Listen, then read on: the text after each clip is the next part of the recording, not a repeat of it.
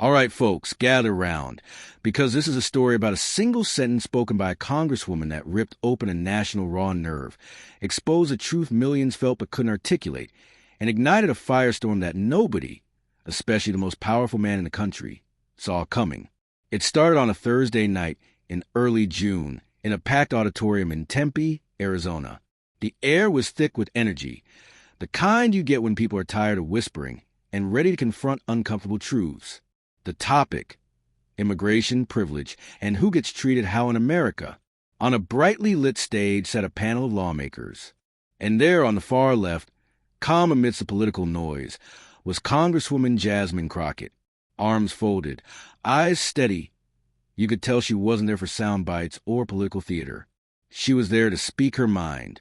A local journalist, maybe sensing the room's tension, asked the question that would become the fuse. Congresswoman Crockett, they asked, "Do you believe there's a double standard when it comes to how immigrants are treated in this country?"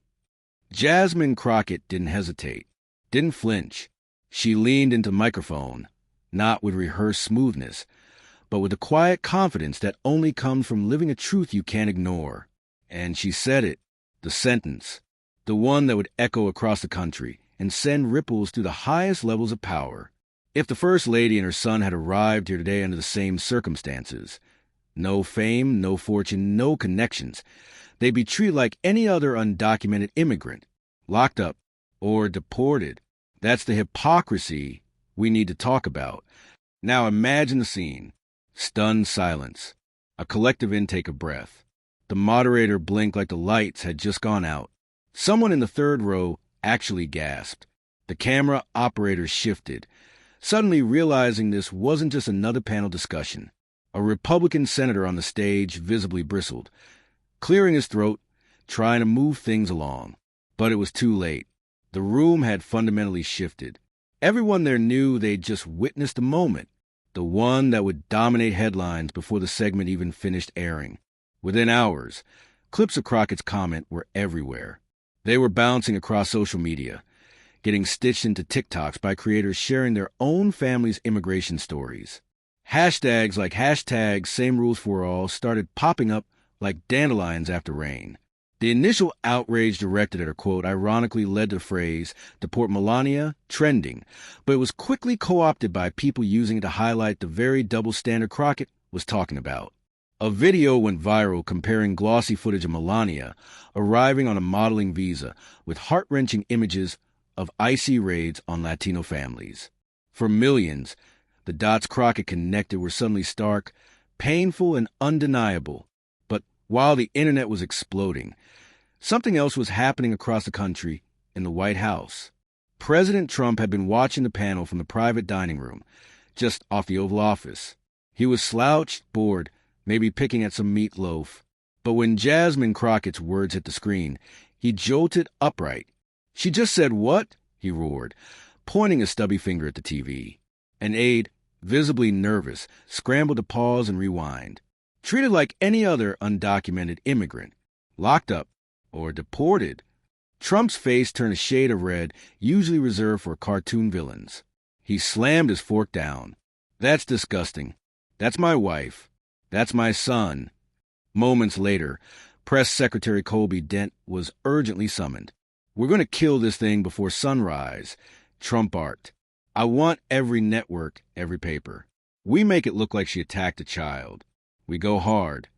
Meanwhile, hundreds of miles away in Arizona, Congresswoman Crockett was quietly leaving the event with her assistant, Rena, heading to a late-night diner. "You know you just lit a match, right?" Rena asked, sliding into a corner booth, a knot of worry in her stomach.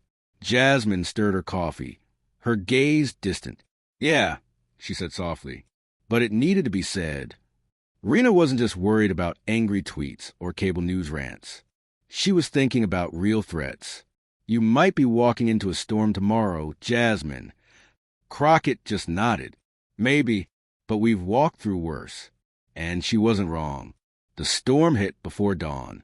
The next morning, President Trump stood behind the White House podium. His tie was crooked, his hair slightly damp, and his voice, usually performatively loud, was now shaking with genuine, personal fury. "She is a disgrace," he thundered, stabbing the air. "A complete disgrace to Congress. For a sitting member to attack the First Lady and our son, it's not just disrespectful, it's dangerous, it's disgusting." Behind him, the vice president looked stiff, uncomfortable. The press secretary fidgeted, gripping a binder. Trump's voice boomed across every news channel, every radio station, every corner of conservative social media. "She's calling for the deportation of my wife and child. Think about that. This is the new face of the radical left." He paused, waiting for reporters to jump in, but they were mostly just typing furiously, trying to keep up. Finally, one asked, "What do you want Congress to do, Mr. President?" "Censure her, strip her committees, make her irrelevant. She doesn't belong in Washington." That 15-second soundbite was instantly viral, playing on loop by noon. Back in Dallas, Jasmine sat tucked in her apartment, watching the outrage unfold on TV. "They're twisting it," Rena said, pacing. "He's lying about what you actually said." Jasmine finally replied, her voice measured. "I said if Melania and Barron came here today without status or privilege, they'd be treated like everyone else. That's a fact. I didn't insult anyone. I pointed out a truth people don't like to hear." Rena glanced at her phone. "You've got 5 interview requests already. MSNBC, CNN, The View." Jasmine reached for the remote. "Book one. Just one. Let's do CNN tonight." That evening, appearing calm and composed on Anderson Cooper's show, she didn't back down. "Congresswoman," Anderson began, "you've sparked a national firestorm. Do you regret your words?" "No," she replied, her gaze steady, "because what I said wasn't personal. It was political. It was about a system that treats some mothers as threats and others as protected, based entirely on money and power. I didn't name call. I held up a mirror." "Do you believe this firestorm will hurt you politically?" he asked. "Maybe," she said, "but not speaking truth? That hurts all of us." It was a firm, measured response that resonated deeply. The clip went viral again, especially among immigrant communities who suddenly saw a powerful voice speaking for them. In San Bernardino, a middle school teacher showed it in her ESL class. "This is what it looks like," she told her students, "when someone speaks for us."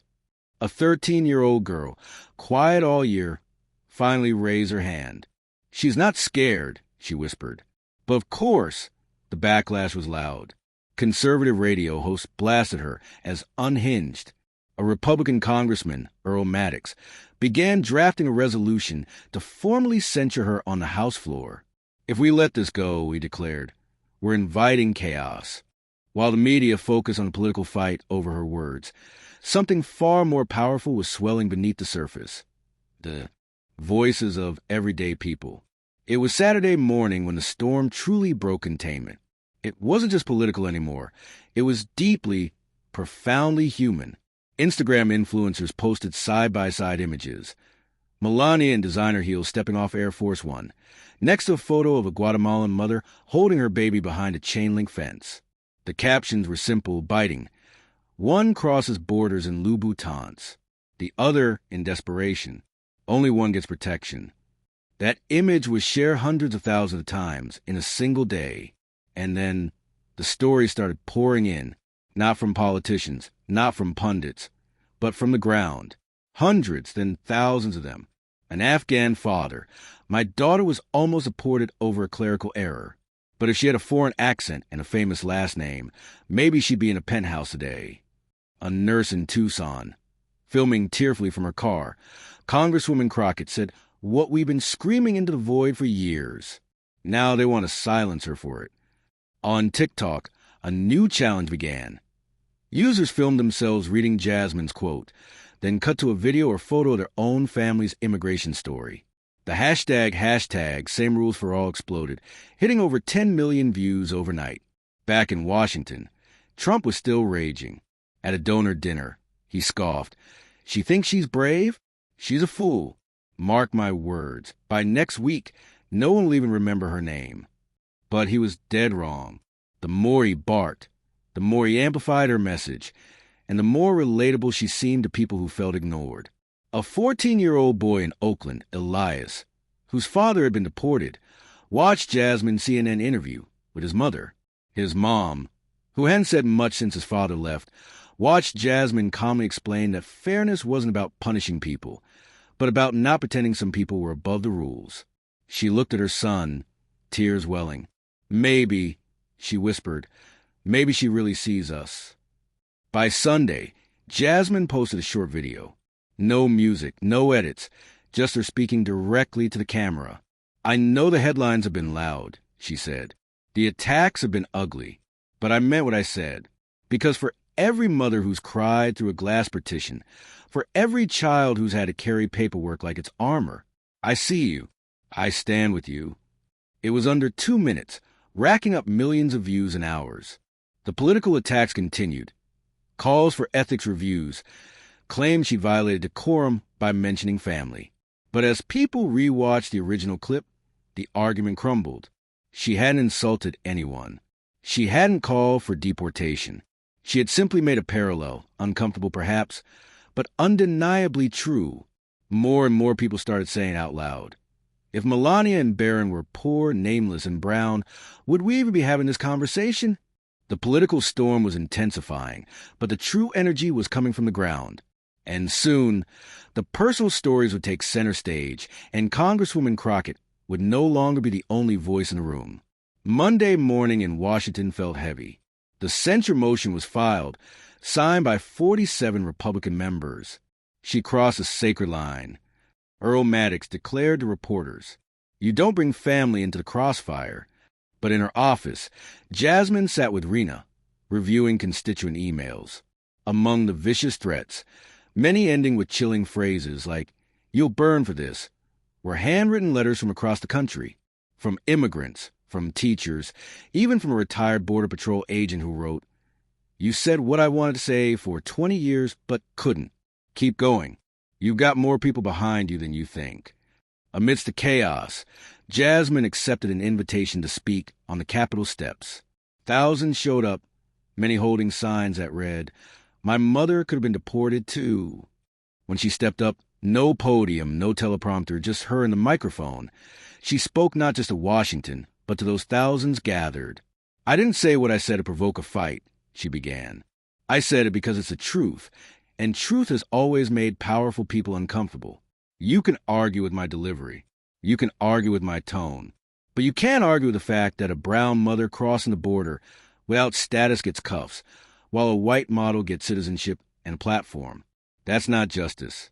That's branding." The crowd erupted. A chant started. Same rules for all, same rules for all. But inside the Capitol, the mood remained icy. A Democratic congressman pulled her aside. "You need to dial it back, Jasmine," he warned. "They're coming hard.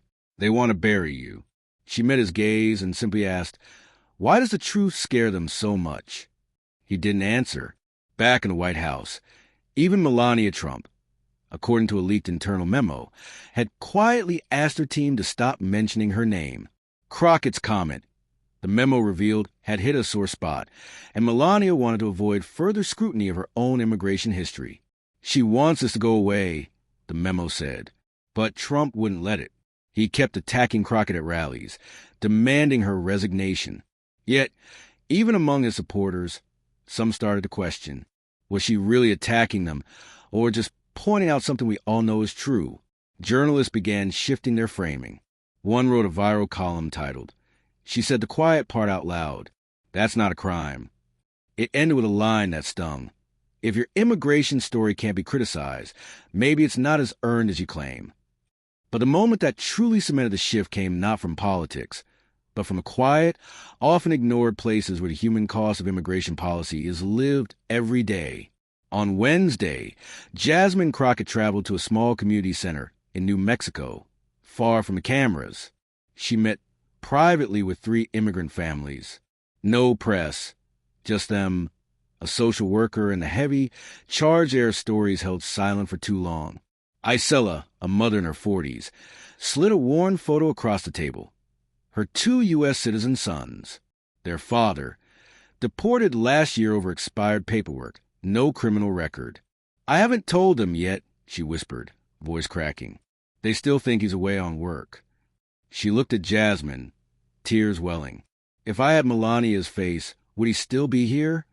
Marta, a Serbian immigrant, shared her story.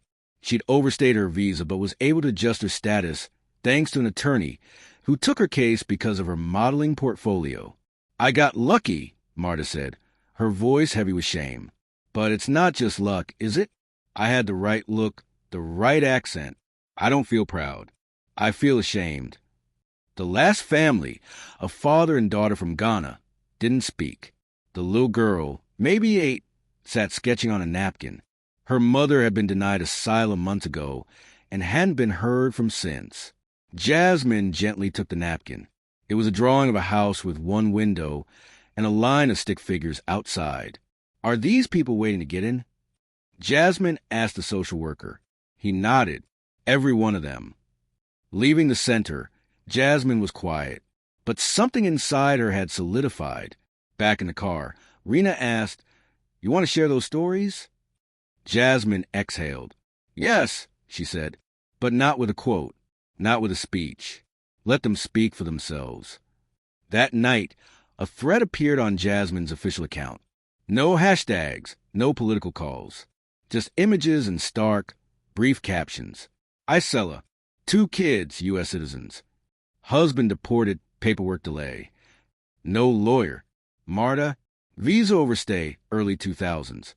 Blonde, model, green card in 18 months. Alma's daughter, age 8, waiting to hear from mother, is alive. The thread exploded. People didn't just retweet. They replied with their own stories. My mom cleaned offices for 12 years. Deported over a traffic stop. My uncle's been here 20 years. Came legally, they lost his file. Still waiting. My grandmother married citizen. They said her marriage was a fraud. She died waiting. The thread was translated into multiple languages by volunteers, shared in ESL classes. Conservative networks went silent for a beat. There was nothing to spin, no attack line, just raw truth from real people. Congressman Maddox tried to rally the base, calling her a fraud, weaponizing sob stories. But even his own supporters looked uncertain. She didn't attack anyone, a woman whispered in the crowd. She just made a point. The emotional weight of these stories forced the spotlight to shift. By Thursday morning, the White House was cornered, not by politicians, but by momentum. Jasmine's tweet thread, translated and discussed globally, couldn't be drowned out. Trump raged on Truth Social, calling the stories fake, her a fraud. But screenshots of his posts were immediately juxtaposed with photos of Jasmine, sitting quietly with grieving families. It made him look small, mean. Even typically loyal commentators admitted. The optics here are not great. If you're yelling fraud while a congresswoman sits with grieving parents, you've lost the thread. The leaked memo about Melania's discomfort broke that afternoon, confirming she wanted out of the conversation due to scrutiny over her own immigration history. Headline screamed, "Melania wants out. President doubles down while First Lady backs away." The story shifted again, now also about power, image, and whose voice held weight. While Washington fumbled, the streets spoke louder. Small crowds formed across the country, carrying signs. "We're not invisible. Crockett told our truth." Same rules for all. A teenage girl in Savannah read Jasmine's tweet thread aloud through a bullhorn, barely finishing without crying. The clip went viral. Jasmine reposted it. This generation isn't waiting for permission. Inside the Capitol, the censure vote, once a sure thing, was losing steam. Moderates stepped back. This wasn't a winning fight anymore. Just as the heat seemed to peak, Jasmine accepted an invitation to speak at Howard University, later culminating in a massive keynote in Baltimore. She walked onto the stage before thousands, not just activists, but regular people, nurses, teachers, grandparents, DACA recipients. She didn't ask for the spotlight, she told them. But when truth starts moving, you don't get to control where it lands. All you can do is follow it. She spoke not of Trump or Melania, but the families she'd met, the letters she'd received. "They say I disrespected the First Lady," she declared, her voice cracking with emotion but never breaking. But when families are ripped apart, When kids lose parents to a broken system, when some get golden paths and others get cages, that's the disrespect. That's the injustice. And I'm not sorry for calling it out. She ended with a line that would be printed on banners and shirts. Don't tell me to respect power if power won't respect people. The crowd erupted, not just clapping, but standing, shouting, holding each other. Even critics in Washington had to admit she'd struck a nerve deeper than politics. The vote was still scheduled for Tuesday. The House floor felt like a pressure cooker. Outside, hundreds of protesters gathered, bringing photos of deported loved ones, wearing shirts with Jasmine's quote. They came from across the country. Inside, Speaker Norwood called the House to order. Earl Maddox spoke first, all fire and thunder. This is about decency. A line was crossed. Another Republican spoke, uncomfortable, but insisting the family mention was personal. Then Jasmine Crockett rose. She walked to the podium with quiet dignity. She adjusted the mic and looked out at the faces in the room. You all know what I said. She began. You've watched the clip. You've read the headlines. She paused, took a breath. So let me say this again, slowly. For the people who keep pretending I said something I didn't. I did not insult Melania Trump. I did not threaten Barron Trump. I stated a fact. That if they came here today without status, without connections, they'd be treated like every other undocumented family in this country. That's not cruelty. That's clarity. The chamber was silent. She didn't yell. She didn't cry. But there was a weight to every word, carved from the pain of the stories she now carried. You want to talk about crossing lines? Let's talk about mothers ripped from their kids in IC raids. Let's talk about toddlers in courtrooms with no lawyers. Let's talk about fathers who've been here 20 years paying taxes, raising kids, vanished overnight. I'm not apologizing, she stated, her voice firm. Not for saying what half this country already knows. I won't apologize for representing the people who've been ignored because they don't come wrapped in privilege.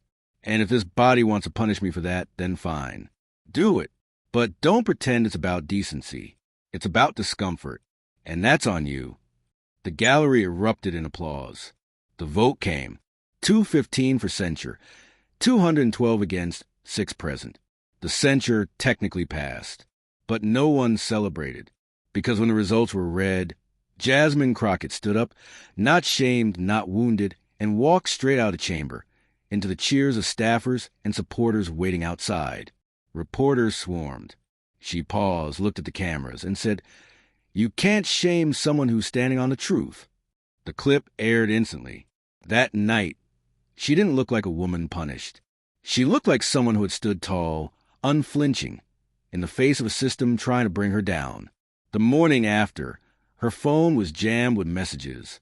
Donations flooded in, millions of dollars in hours, not from big donors, but from people. Teachers, baristas, a retired housekeeper who sent $5 a note. You speak for women like me? Please don't stop. A high school student in Maine posted a tearful TikTok, explaining how Jasmine Stan helped her finally ask questions about her own status. A mother in California made a sign. Crockett showed up for us, so we'll show up for her. And then came the video that summed it all up.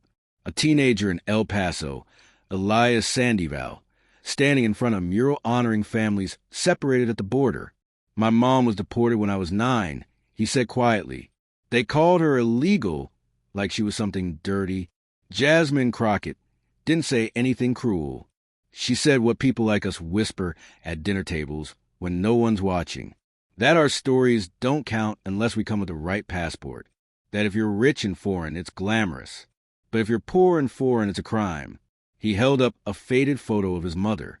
This country taught me to be quiet, he said, his voice thick with emotion. She reminded me to speak.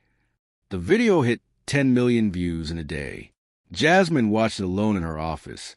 Later, she posted, You don't need permission to matter. Your story is valid.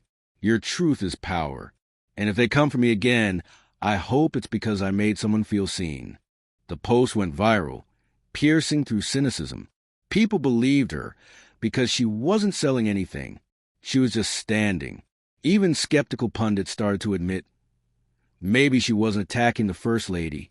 Maybe she was saying what we all dance around, that privilege protects a few and leaves the rest begging for scraps. Street artists in Detroit painted a mural of her, her quote beside it. Truth hurts power. That's why they fear it. Republicans realized the censure had backfired spectacularly. They hadn't silenced her. They had amplified her, handing her the biggest platform of her career. And she wasn't using it for political revenge, but to share other people's pain. 3 weeks after the town hall that shook the country, Jasmine Crockett stood alone in her childhood neighborhood in Tyler, Texas, outside the small, weathered duplex where she grew up. Early evening. No press, no aides, just her phone, and a folding chair. She set the phone up, pressed record, and sat down. This wasn't a political speech.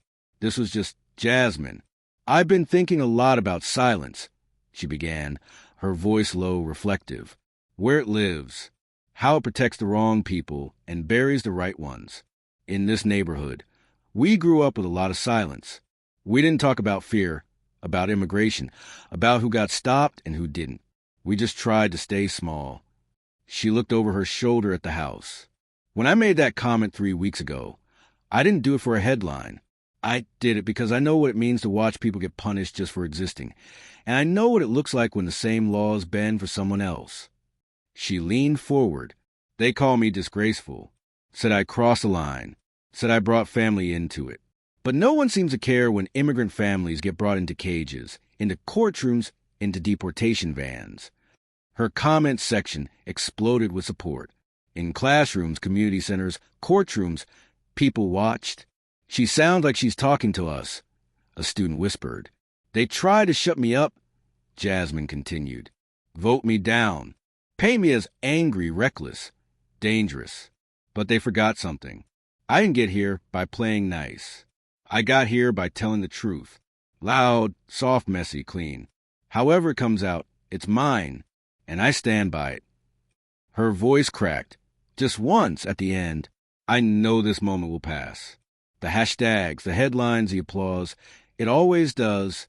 But the people behind the stories, the children still waiting to see their parent again, they don't get to move on. She looked back at the lens, tears welling. So, if you're watching this and wondering if anyone sees you, I do. I hear you. I've sat with your families. I've held your letters. And I will keep saying the things no one else wants to say, even if it costs me everything. She ended with a simple, powerful sentence. Truth doesn't need approval. It just needs a spine. She stood up, walked over, and ended the stream. By nightfall, the video had been shared millions of times, not by political pages, but by regular people. And slowly, her words began showing up in unexpected places. An immigration judge quoted her. A pastor used her story in a sermon. A DACA recipient told a local reporter, she didn't speak for us. She spoke with us. And that's rare. While Trump kept raging and the media kept spinning, Jasmine went quiet again. Not out of fear, but to create space. Space for the stories she had helped lift up. And in that space, the conversation she started about privilege, fairness, and whose lives matter kept growing. Maybe that was the real victory. Not the political fight, but the truth finally heard, echoing in the hearts and voices of millions who had been waiting for someone brave enough to speak it out loud.